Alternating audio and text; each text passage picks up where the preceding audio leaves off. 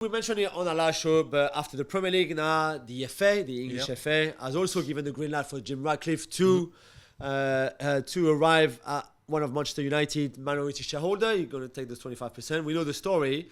His first task will be to find a sporting director. Yep. And the name that keeps coming back is Dan Ashworth, the current Newcastle director of football or whatever it's called there. Do you think that's the right candidate? He's got a lot of experience. Yeah. I remember when he first went to West Bromwich Albion. That's right. That was when sporting directors in England or technical directors were never really talked about. Yeah. I'd be interested to know what his actual job would be, because I think as sporting director, he'd be in charge of the recruitment side of it. He'd be in charge of the academy and how they coach the players. He'd be in charge of the general way that the club has its philosophy and the way they're going to, the discipline maybe, the way they want to play.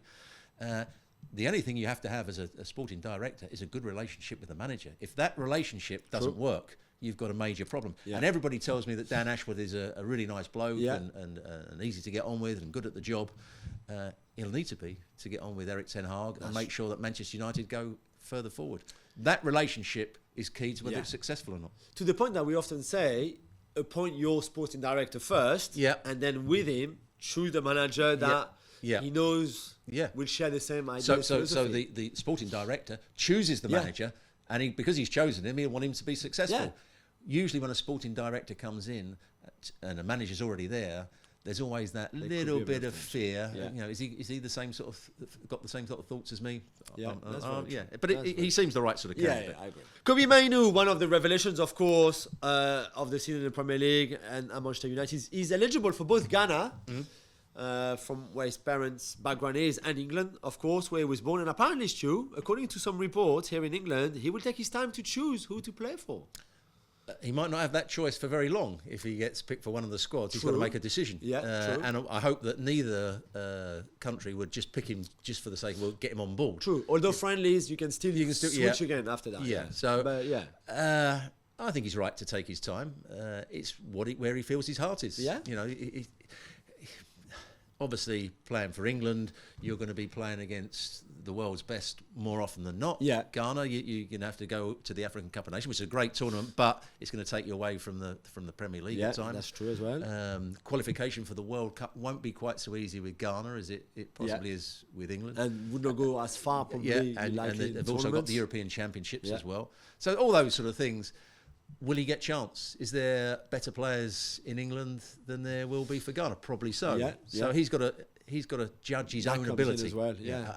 Do I think I'm good enough to be a regular in England's team? That's the big question for him. And I think also, and I talk about having children born here from a Welsh mum and a French dad. So at some point, if my children were to represent a country in whatever sports or whatever thing, they would have to pick between being for Britain or for France. Not Welsh. Well, Wales rugby. Yeah. It could be Welsh rugby, or in cricket they play with England, so it's a bit different. But you see what I mean. And I think what some people maybe underestimate is, and when I say pressure, it's not in a bad way, negative way, but your parents are, or your dad is from France, or your mum is from Wales, or your parents are from Ghana, and they also want you to. I would want my kids to play for France, more than England or Wales, And I think Kate. What do you think Declan Rice's parents thought? Well, he started to play for Ireland, so I think they would have probably been very happy they played for Ireland.